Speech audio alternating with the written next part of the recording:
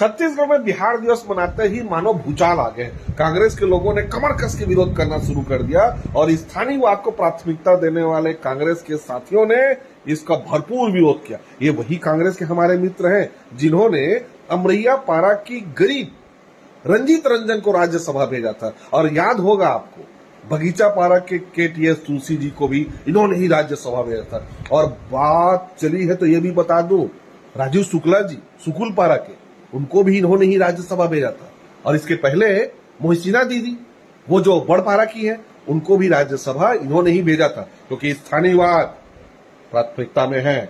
और ध्यान रखिएगा, वो पहले इटली में रहती थी, अभी यहाँ रहती है। कहाँ पता है ना, वो जूना पारा में उनकी बेटी के आगमन पर 6000 किलो के गुलाब 2 किलोमीटर तक बिछा दिए गए, लाखों रुपया खर्चा किया गया, क्योंकि वो यहाँ की है ना, इसलिए बाहरी का विरोध करते हैं इन लोग, ध्यान रखना।